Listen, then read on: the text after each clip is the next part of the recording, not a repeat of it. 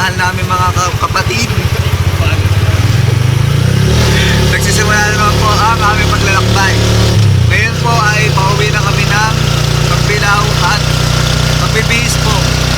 Ang plano po sana kanina ay mag-uuwihan na po sana kami ay bigla pong umulan at nabasa po kami.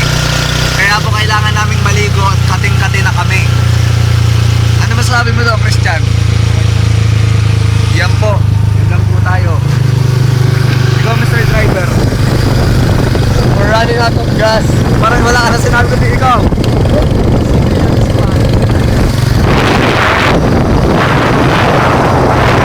Basang-basa na po talaga kami. Ayan po yung mga bag namin. Basang-basa.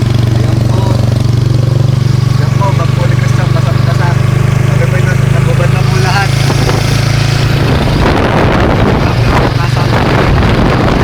Ay, alam po pala namin. Sabi po ay pabalik na ng Pagbilao. Ang problema nga lang po namin ay mauubos ang aming gasolina. Kasi iniisip namin kapag naubos ang aming gasolina, magtutulak kami hanggang Pagbilao. Naintindihan nyo ba yun? Ngayon, nananawagan kami ngayon sa inyo. Pagdalhin nyo kami lang gas. Kung nakikita nyo man at naririnig ang video ito, padala nyo kami ng gas dito, pakiusap lang. Kung gusto nyo pa kami makita mga kaibigan nyo. Pero huwag nyo isipin na pineperahan namin kayo. Gusto lang namin talaga makauwi. Kailangan namin ng gas. Tignan natin yung gas. Ayan po yung gas. Empty. Ayan po.